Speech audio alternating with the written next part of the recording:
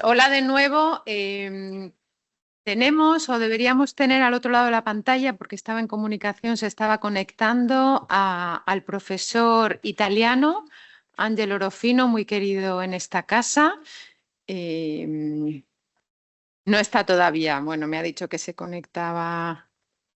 Un segundito.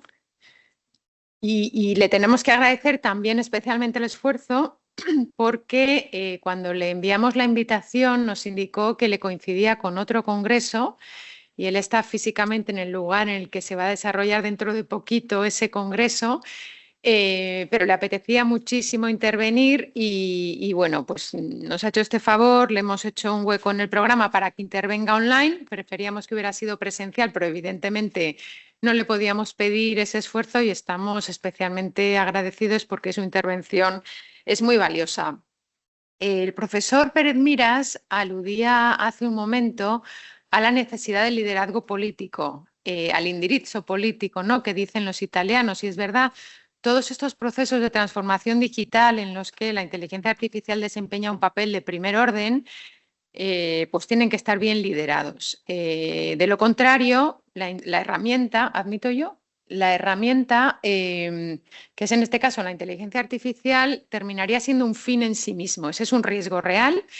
Y bueno, yo creo que agrada y reconforta conocer experiencias como las que estamos, bueno, pues conociendo aquí hoy, las de Castilla-La Mancha, por supuesto, pues ya las conocíamos, algunas de ellas, y conocemos el compromiso, pero creo que, bueno, pues adentrarnos en estas experiencias donde observamos cómo política, en el sentido noble y real de la palabra, como fruto o como canalización de la voluntad popular, como digo, esa unión entre política y técnica, pues es la que dará buenos frutos. Y en este contexto de liderazgo político, de indirizzo político, pues justamente Italia tiene un valor esencial en este momento porque es uno de los países que ha impulsado una ley de inteligencia artificial, que es de la que bueno, pues nos va a hablar el profesor Orofino, que ya se encuentra aquí. Angelo Orofino es catedrático de Derecho Administrativo en la Universidad LUM de Italia, pero decir esto es quedarse muy corto. Él ha mandado unas breves referencias curriculares, pero insisto en que es quedarse muy corto. Es abogado en activo. En ocasiones ha pleiteado incluso ante el Consejo de Estado italiano, que es el equivalente a la Sala Tercera del Tribunal Supremo aquí en España. Es autor prolífico, tremendamente activo. Si antes decía que Isaac Martín es un fenómeno de la naturaleza, Angelo Orofino es otro fenómeno de la naturaleza. No es de extrañar que se lleven tan bien. Es codirector de ERDAL, que es la revista europea de Derecho Administrativo Digital, que es una revista online en abierto que recomiendo seguir. Publica artículos en distintos idiomas, muchos en castellano, otros en inglés, etcétera. Va a haber un monográfico sobre digitalización y discapacidad. Está abierta la convocatoria para presentar artículos en un volumen que dirige la profesora Juana Morcillo. Yo no sé si lo codirige también con el profesor Orofino. El profesor Orofino, además, bueno, pues ha sido investigador principal en diversos proyectos nacionales e internacionales. Ha realizado periodos de investigación como profesor visitante aquí en Toledo, en la Sorbona, con la que mantiene una relación, digamos, estable y muy intensa, Alicante, Limoges, Niza y otras universidades europeas. Estamos deseando escucharle en esta intervención sobre la ley de inteligencia artificial. Creo que no estabas, querido Ángelo, cuando comenzaba a hablar y nuestro agradecimiento es muy especial por ese esfuerzo que está realizando. Somos muy conscientes y estamos encantados de que puedas intervenir para arrojarnos un poco de luz sobre esa ley italiana. Muchísimas gracias y tienes la palabra. Lo mejor que pueda, pero si me equivoco, si hay unas palabras que no se comprende, por favor, podéis decírmelo. Gracias a los organizadores, es un honor para mí participar en esta conferencia. Voy a hablar de la situación italiana y de la ley italiana, como lo ha dicho Susana en la presentación. Antes de hacer esto, voy a dar un pequeño enfoque histórico, vamos a decir, voy a ilustrar, a enseñar lo que ha pasado en Italia antes de esta ley. Es una ley que es, por cierto, el fruto de la necesidad de empezar a actuar el reglamento europeo de inteligencia artificial, pero es también una ley que ha sido producida por como etapa final de un camino que ha comenzado en los años 90. En Italia los ordenadores se utilizan desde hace tiempo como ayuda en la tramitación de procedimientos administrativos. Ya a los finales de los 80 y principios de los 90 se promulgaron leyes que permitían el uso de la automación administrativa para pago de salarios y pensiones, para adopción de certificados de estado civil, para certificaciones expedidas por las autoridades locales. Todo esto se ha hecho mediante normas que quiero decir sectoriales. Normas que regulaban funciones administrativas específicas. Faltaba, sin embargo, una ley general que facultaba a las administraciones a utilizar la informática, aunque si no estaba claro si tal norma era necesaria y en qué medida. Si, como unos decían, el principio de legalidad, el respeto del principio de legalidad, hacía necesario que la actuación administrativa automatizada podía llevarse a cabo solo cuando estaba, en las ocasiones en que estaba una norma que autorizaba a las administraciones en adoptar en utilizar estos instrumentos informáticos, o como otros han dicho, la elección de las administraciones de utilizar instrumentos informáticos era una elección que podía ser reconducida a la facultad de autoorganización de las administraciones. Bueno, el debate se intensificó con la introducción de una norma, el artículo 3 del decreto ley del número 39 del 1993.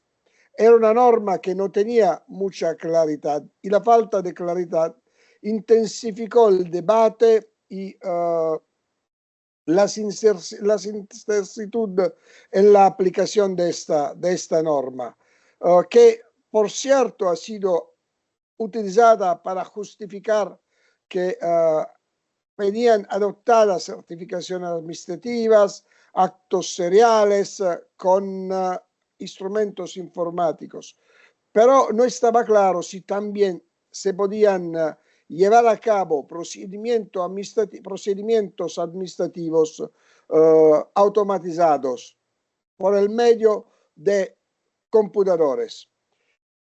La jurisprudencia ha tenido varias opciones, varios orientamientos, creo que se puede decir. Al final, no se puede decir orientamientos, varias opciones, varias ideas. Miro la cabeza de mi amigo San Martín Delgado, que habla italiano perfectamente. Entonces, si hablo y si digo una palabra que es en italiano, él la entiende y me corrige. Gracias, Isaac. Bueno, varias ideas jurisprudenciales. Al final prevaleció la opción de una apertura cauta, podemos decir. Se consideró que podían ser adoptados actos automatizados, integralmente automatizados, solo en el caso de potestades regladas por la ley o potestades por actos con los cuales la administración se autovinculaba. Por eso se han utilizado los ordenadores para la adopción de muchos procedimientos que han sido principalmente procedimientos de concursos públicos con mucha gente. Entonces, para simplificar estos procedimientos, a menudo han decidido que las pruebas consistían en rellenar casillas en test a contestación múltipla, donde los candidatos en estos concursos tenían que elegir entre más opciones la contestación justa. Entonces, el ordenador, con un sistema OCR de escansión óptica, tenía que confrontar las contestaciones, las pruebas hechas por los candidatos con las pruebas hechas por el modelo de prueba hecha por la comisión y evaluar estas pruebas. Eso ha parecido una buena opción, pero luego los problemas se han hecho más intensos, sobre todo cuando los ordenadores han sido utilizados en procedimientos de movilidad para empleados públicos de muy grandes administraciones estatales. En este caso, se ha dicho que, bueno, los actos de estos procedimientos han sido contestados en frente del Tribunal Administrativo Regional de Lazio, que ha tenido una posición de rechazo, negando la posibilidad que las administraciones podían utilizar la automación administrativa, porque han dicho los jueces del TAR de Lazio, la automación no garantiza la participación de los interesados en los procedimientos administrativos, deroga al principio ineludible de la relación personal de los ciudadanos con el responsable del procedimiento, no puede realizar la actividad de adquisición y comparación de hechos y sobre todo de intereses, y no pueden los ordenadores motivar las decisiones administrativas. Entonces, el TAR romano, con una decisión del 2018, que ha sido seguida por otras, que es muy conocida en toda Europa y seguro que es conocida en España, la decisión que ha sido llamada buena escuela en italiano, ha dicho que la administración no podía utilizar los medios informáticos para desarrollar sus actividades para la adopción de lo que en Italia se llaman provvedimenti amministrativi, creo que se puedan traducir como actos administrativos unilaterales en Italia, en España. Eso rechazo creo que ha sido también el fruto de un prejuicio ideológico de los jueces del TAR romano. Diferente ha sido el enfoque que ha sido adoptado por el Consejo de Estado, que ha consentido el uso de programas informáticos para las administraciones, pero solo si respetan unos principios. El Consejo de Estado ha dicho que, bueno, hay una jurisprudencia del Consejo de Estado que no es uniforme. Por ejemplo, Susana ha dicho que yo defiendo en frente del Consejo de Estado. Desafortunadamente he defendido en una causa en la que pedía el acceso al software utilizado por una plataforma informática de contratación pública y no me han dado el acceso, me han dicho que no. Entonces hay diferentes decisiones, pero la jurisprudencia mayoritaria permite el uso de programas informáticos porque dice puede conducir a una ganancia en términos de eficiencia e imparcialidad de la acción llevada a cabo por las administraciones. Y eso tiene que ser hecho en el respeto, en la actuación del artículo 97 de la Constitución, porque desde artículo deriva una obligación que las administraciones utilizan todos los recursos, incluidos los recursos tecnológicos, para alcanzar sus objetivos con el menor gasto posible de medios y recursos, así como para racionalizar y acelerar la actuación administrativa. Los requisitos que dice el Consejo de Estado tienen que ser cumplidos son la plena inteligibilidad de las operaciones realizadas por el ordenador y la garantía de responsabilidad de las acciones o de las decisiones que han sido adoptadas por el ordenador. Responsabilidad que tiene que ser compartida por las administraciones y también por los empleados públicos que han formalmente adoptado los actos administrativos unilaterales. En este contexto en este marco se puede enfocar, creo que sea la palabra justa. Isaac dice que sí, entonces también Susana, gracias. Enfocar la nueva ley de inteligencia artificial italiana, que es una ley que resente, por supuesto, del E-Act, al cual reenvía diciendo que esa ley cumple con el Artificial Intelligence Act y lo respeta. Por supuesto, tiene que respetarlo, no podría ser de otra manera. Pero ellos, en la ley, esto está dicho de manera muy clara. La ley quiere fijar un marco común de reglas que no son reglas orientadas solo a la administración pública, son reglas, reglas relativas al uso de la inteligencia artificial para administraciones, para la administración de la justicia, para ciudadanos, empresas, todos. Es una ley que se puede definir, en España me parece que se diga ley manifesto, una ley de carácter programático que sirve para decir para demostrar que los políticos, el gobierno, en un tema tan importante, tan cálido como lo de la inteligencia artificial, no está al lado, no está esperando que algo pase. Actúa en primera persona, pero es una ley que no dice nada. Da unos principios, pero no detalla normas. No es específica. Se habla, por supuesto, de la centralidad de los derechos fundamentales, la actuación administrativa, bueno, todas las actividades desarrolladas por el medio de instrumentos de inteligencia artificial, entonces incluso las actividades administrativas tienen que respetar siempre los derechos, las libertades reconocidos por la Constitución y por el derecho de la Unión Europea. Eso me parece superfluo que se diga, porque es natural, no puede ser de otra manera. Si una ley autorizada a violar la Constitución sería una ley ilegítima.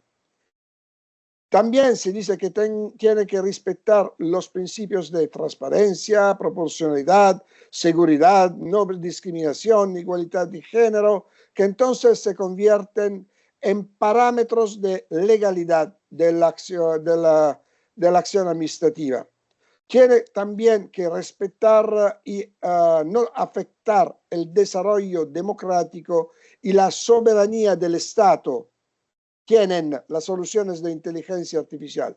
Por supuesto que tiene que ser así, no podría ser de otra manera. Por eso digo que es una ley manifiesto, porque pone principios que bien los recuerda, pero ya estaban puestos por la Constitución y por la jurisprudencia, sobre todo del Consejo de Estado, que ha actuado la Constitución. Pero cuando se habla de transparencia, ¿cuál es el nivel de transparencia que es necesario, que tenemos que conseguir? ¿Cuándo se puede decir que está respetado este nivel? Por ejemplo, os hablo de lo que ha dicho el Consejo de Estado. En una licitación telemática se ha hecho cuestión, han surgido contestaciones sobre un problema de upload, no sé cómo se dice en español, pero lo entendéis, de cargar, creo que sea el término exacto español, una oferta en PDF firmata con firma digital. Y la plataforma, el gestor de la plataforma, que es un gestor privado que ha concedido una licencia a la administración, ha dicho que el problema era nuestro. Nosotros hemos dicho, no, el problema no es de la empresa, es de la plataforma. Y hemos pedido el acceso al código fuente y a los files de registro, y log. Bueno, nos han dado log que no tenían ningún valor porque eran modificables y no han dado acceso al código fuente. Y cuando hemos dicho, bien, el reglamento EIDAS dice que estos documentos informáticos no tienen ningún valor porque se pueden modificar de manera muy sencilla, queremos ver si tú tienes log que sean inmodificables y quiero ver cuáles son las operaciones que ha hecho el programa, dame el código fuente. Nos han rechazado el código fuente los jueces del Consejo de Estado. Bueno, primero lo ha rechazado el Tribunal Administrativo Regional del Piemonte y luego el Consejo de Estado, confirmando la decisión de primera instancia, porque ha dicho, allí no han tomado una decisión, han solo hecho una evaluación de unos hechos. El hecho que ha sido cargado bien o mal la oferta en la plataforma. Y también ha dicho el Consejo de Estado que tenemos que tener confianza. El principio de la confianza, el principio de la fiducia, se dice en italiano, en la actuación conducida para estas plataformas. A mí me parece una afirmación que no puede ser discutida. Yo partiría del principio de la desconfianza, el opuesto. Me acuerdo que el primero escrito que he hecho era sobre el código fuente, la apertura del código fuente de los programas utilizados por las administraciones. Pero entonces, he dicho todo esto para decir, la nueva ley habla de transparencia, pero no habla del nivel, las declinaciones de la transparencia. Eso es el verdadero tema, porque que tiene que ser respetado un principio amplio de transparencia. Eso ninguno lo pone en duda. Pero, ¿cuál es el nivel? Eso no lo dice la ley. Habla también la ley de la supervisión y el control humano. Dice que tiene que ser respetada la autonomía y el poder de decisión del ser humano. Eso lo dice el artículo 3 de la ley en general y lo dice también específicamente con referimiento a la actuación administrativa automatizada, o mejor, llevada a cabo con medios de inteligencia artificial, lo dice el artículo 14 de la ley, cuando dice que las administraciones públicas utilizan la inteligencia artificial con carácter instrumental y como apoyo, respetando la autonomía y el poder de decisión de la persona, que sigue siendo la única responsable. Aquí parece que la ley se inspire al reglamento de inteligencia artificial, pero aún más a la jurisprudencia del Consejo de Estado que comentaba antes. Todavía esta ley parece, ya lo he dicho, una ley poco clara, poco detallada, porque no se dice cuándo se respeta la autonomía y el poder de decisión de la persona. Si hay un medio de inteligencia artificial o de automación administrativa que no sea, entre comillas, inteligente, se puede decir que la evaluación de unos hechos que sea hecha con una operación, en Italia se diría operazione irreproducible, que no puede ser reproducida. Lo haces una vez y el proceso no puede ser reproducido. Entonces, cuando lo hagas, tienes que hacerlo con todas las garantías posibles, porque si surgen contestaciones, luego no hay la posibilidad de repetir el proceso. Cuando eso pase,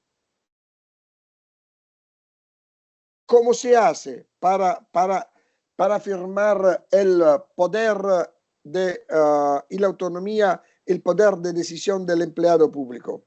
Entonces, no se pueden adoptar plataformas digitales que suben o que acepten autónomamente instrumentos o ofertas electrónicas que han sido cargadas por empresas si no es repetible el proceso de upload. Eso son todos temas que tienen que ser aclarados, sobre los cuales creo que la doctrina, la jurisprudencia tenga que trabajar mucho. Tenemos que hacer muchas conferencias y muchos escritos sobre esos temas. La ley habla también de calidad, de fiabilidad de datos y procesos. Pero cuando los datos son de calidad, el tema de la calidad de los datos es un tema de enorme importancia, ha sido tratado por la Unión Europea en muchas ocasiones. Pero ¿cuándo se puede decir que los datos son de calidad? Se habla también de cybersecurity, ciberseguridad, como requisito estructural del uso de la inteligencia artificial para administraciones públicas. Pero ¿cuándo se puede decir que las aplicaciones utilizadas son seguras? O se habla también de orientación de la contratación pública de solución de AI hacia instrumentos que sean transparentes, seguros, pero eso es casi una recomendación, más bien que una obligación. Se habla también de la transformación del sistema sanitario público mediante la inteligencia artificial. Eso es un tema, el tema de la salud, que no trabajo mucho, Susana lo sabe bien, pero sé que es un tema que le interesa mucho a Susana y creo también a Juani. Se habla del utilizo de estas tecnologías para la prevención, para la diagnosis, el tratamiento de enfermedades. Se dice también que estos instrumentos no tienen que ser discriminatorios, no tienen que sustituir la decisión del profesional médico. Eso, pero eso es complicado, porque cuando hay instrumentos que son más poderosos, más precisos de la mente humana, decir que estos instrumentos no tienen que sustituir la mente humana me parece optimístico. No sé si optimístico, creo que sí. Se puede decir optimístico. Optimista. Cerca, gracias. Sí, leo el labial de Isaac. Bueno, se habla también de una plataforma nacional de inteligencia sanitaria. Hay muchas plataformas que están regladas por diferentes leyes y hasta ahora no han sido actuadas. Y eso es un problema, porque las administraciones van a buscar datos en estas bases de datos y como que no encuentran nada, dicen, está bien, puedo ser libre, no tengo que ser la que en Italia se llama instructoria administrativa. También hay una delegación para regular datos, algoritmos, métodos de entrenamiento al gobierno.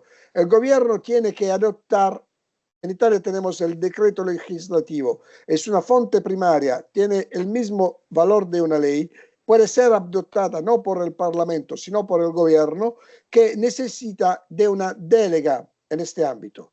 Entonces hay una delega al gobierno para que adoptes unos varios decretos legislativos que lleven una normativa orgánica sobre el uso de datos, algoritmos y métodos matemáticos para el entrenamiento de sistemas de inteligencia artificial. Y aquí veo la cara vera de esta ley, que más bien una ley de delega al gobierno de potestades legislativas para que el gobierno italiano pueda adoptar estos actos, que una ley que nos dé una regulación real, detallada por el uso de la inteligencia artificial en el sector público y en otros sectores. En la ley se habla también de la Agencia para Italia Digital y de la Agencia Nacional de Ciberseguridad y de otros órganos públicos que van a ser encargados de controlar con diferentes tareas el mercado y el desarrollo de estos sistemas de inteligencia artificial.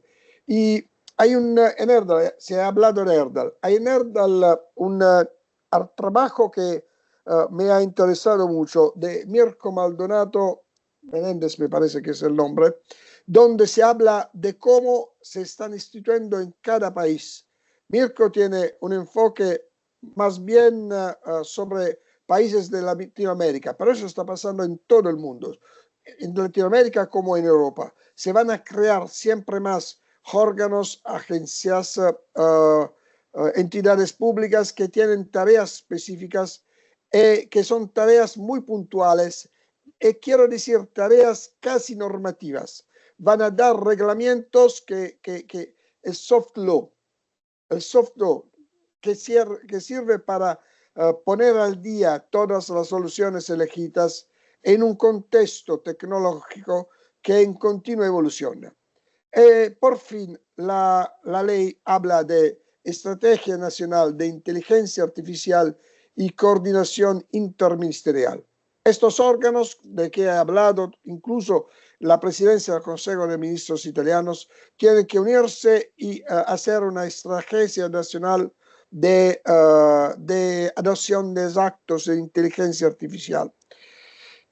¿Qué tipología de estrategia será? No lo sé. En este ámbito nosotros tenemos problemas porque, como se ha dicho, la Unión Europea es un nanotecnológico. La tecnología ha sido producida fuera, las mejores tecnologías han sido producidas fuera de la Unión Europea. Por eso digo, tenemos que dar a las universidades, a los informáticos que están en las universidades, proyectos para que desarrollen software que sea reutilizable, instrumentos de inteligencia artificial que pueden ser compartidos en todo el territorio de la Unión Europea y que sean con tecnologías abiertas para que se pueda disminuir, creo que sea la palabra justa, esta dependencia de la Italia como de todos los países europeos de tecnologías extranjeras. Bueno, me paro aquí, os agradezco y mil disculpas por los errores hablando de vuestra maravillosa lengua.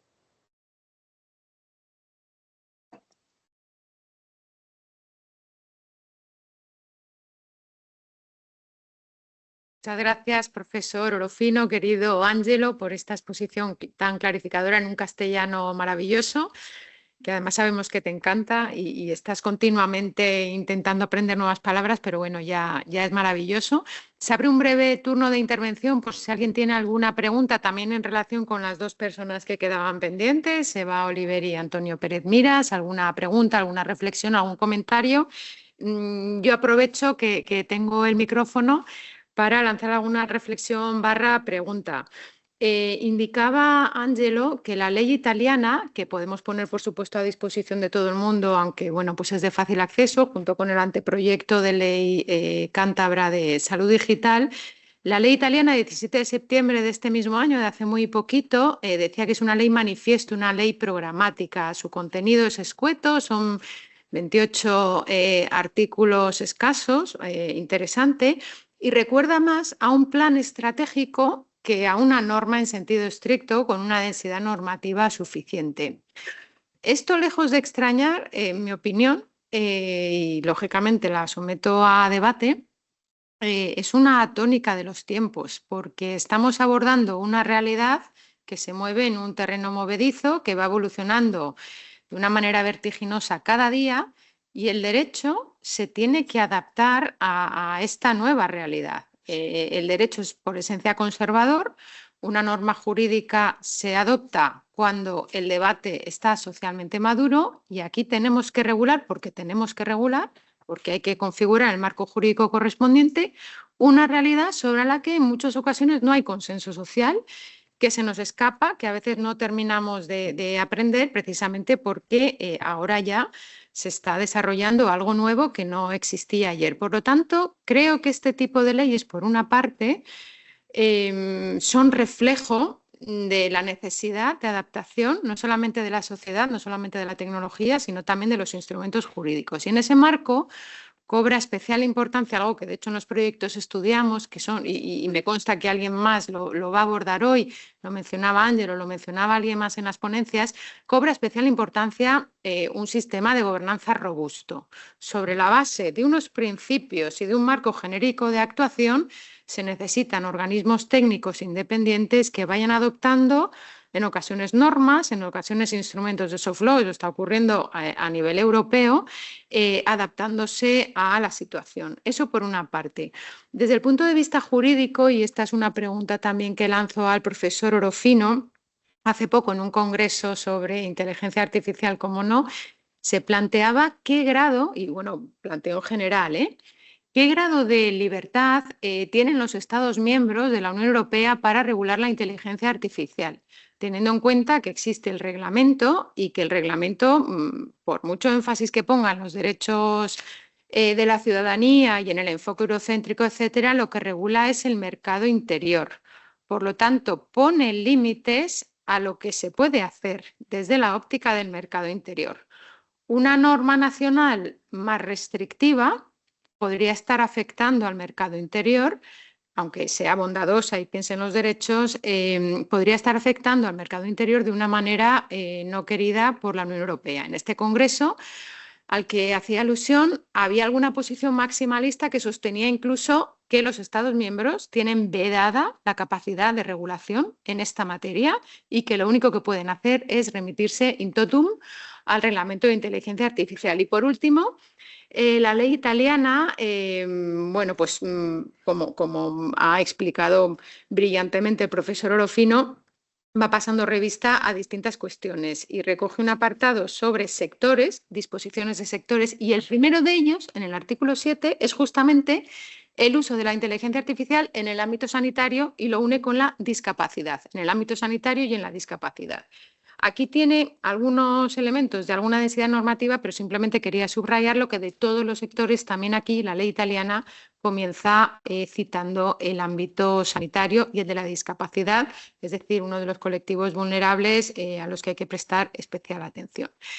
Así que bueno, aquí me detengo, Ángelo, no sé si quieres decir alguna cosa o... Muy brevemente, si puedo. Si tengo un minuto. Sí, Sí, lo que quieras. estoy totalmente de acuerdo con lo que has dicho antes. Hay un español que a mí me gusta muchísimo, es José Esteve Pardo de la Universidad de Barcelona, un hombre muy listo, en mi opinión, que habla de soledad del derecho. Lo ha hecho en un libro que ha escrito en el 2013. Ahora seguro que estamos solos y vamos a comparecer, quiero decir, sino vamos a pensar de otra manera. Tenemos siempre más que confrontarnos con ingenieros, informáticos. El derecho tiene que ser siempre más una rama interdisciplinar del saber. El derecho ha sido el instrumento de gobernanza, instrumento de poder, por supuesto, ha sido instrumento de poder. Y los juristas los juristas más poderosos han tenido poder y ahora no quieren compartir a veces este poder. Eso pasa con unos jueces que no quieren hablar con los informáticos o con los peritos informáticos en juicios cuando necesite que ellos hablen con estos profesionales, con informáticos, por supuesto, para comprender lo que está pasando y luego decidir después que han comprendido. A veces los juristas rechazan de hablar con los informáticos. Eso no puede ser el futuro, si no iremos compariendo. Bueno, estoy un poco exagerando, pero sí, el derecho irá a perder mucha importancia y vamos a tener una forma de heteronomia, creo que sea el término, la palabra española heteronomia normativa, que es una heteronomia confiada a los algoritmos. Por lo que se refiere al reglamento de inteligencia artificial, a mí me parece más una directiva.